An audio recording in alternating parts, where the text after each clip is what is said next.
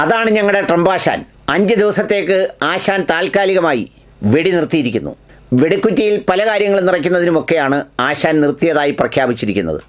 യഥാർത്ഥത്തിൽ ആശാൻ ഈ പ്രഖ്യാപിച്ച സമയം എന്ന് പറയുന്നത് ഹോർമിസ് തുറന്നില്ലെങ്കിൽ കടുത്ത ആക്രമണം നേരിടാൻ തയ്യാറാകാൻ 48 മണിക്കൂർ ഡെഡ് ലൈൻ നൽകിയിരുന്നതായിരുന്നു ആശാൻ.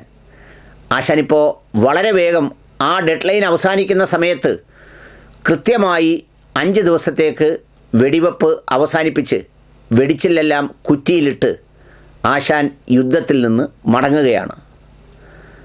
ഏതാണ്ട് 150ഓളം തെർമൽ പ്ലാന്റുകളാണ് ഇറാനിലുള്ളത്.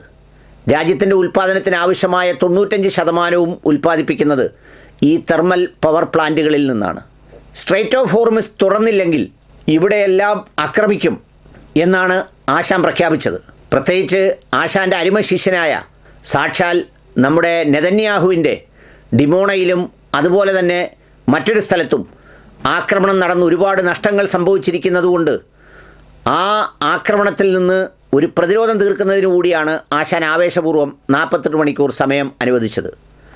അനുവദിച്ചപ്പോൾ തന്നെ ഇറാൻ തിരിച്ചു മറുപടി പറഞ്ഞു, തങ്ങളുടെ പവർ പ്ലാന്റുകളിൽ ഒന്നിത്തൊട്ടാൽ പിന്നെ മിഡിൽ ഈസ്റ്റിലെ ഡീസാലിനേഷൻ പ്ലാന്റുകളുടെ അടപ്പിളക്കും എന്ന് പറഞ്ഞതോടുകൂടി അങ്ങനെ അടപ്പിളക്കിപ്പോയാൽ പിന്നെ ഉപ്പുവെള്ളത്തിൽ എന്ത് കഴുകേണ്ടി വരും? ചെമ്പിൻ്റെ വക്ക് കഴുകേണ്ടി വരും. അതെല്ലാം കൂടി കേട്ടാണ് ആശാൻ 5 ദിവസത്തേക്ക് ഇത് അവസാനിപ്പിച്ചിരിക്കുന്നത്. എന്ന് മാത്രമല്ല, അവസാനിപ്പിക്കാനുള്ള പ്രധാന കാരണം പ്രൊഡക്റ്റീവ് ടോക്സിന് വേണ്ടിയാണെന്നാണ് പറയുന്നത്. ഉൽപ്പാദനപരമായ ചർച്ച, വളരെ നല്ല ഫലമുണ്ടാക്കുന്ന ചർച്ചയ്ക്ക് വേണ്ടിയാണ് ആശാൻ 5 ദിവസം നിർത്തിയിരിക്കുന്നത്. ഇതിനിടയിൽ മറീനുകൾ പുറപ്പെട്ടു, അവർ വരുന്നു. 27 രാജ്യങ്ങൾ ഒന്നിച്ചു ചേർന്ന് ഏതാണ്ട് ചെയ്യാൻ പോകുന്നു. ഹോർമിസ് കടലിടുക്ക് എന്ന് പറയുന്നത് ഇങ്ങനെ നമ്മുടെ പണ്ടത്തെ ഈ അരിപ്പത്തിരി പരത്തുന്ന പ്രസ് തുറന്നു വെച്ചിരിക്കുന്നത് പോലെ വിടർത്തി വെച്ചുകൊണ്ട് ആശാൻ അവിടെ തന്നെ തൂക്കം ചൂണ്ടി നിൽക്കും എന്നൊക്കെയാണ് പറഞ്ഞതെങ്കിലും തൽക്കാലം ഇപ്പോൾ ഒടുവിൽ കിട്ടുന്നത് ആശാൻ ശ്രമിച്ചിരിക്കുന്നു എന്നാണ്.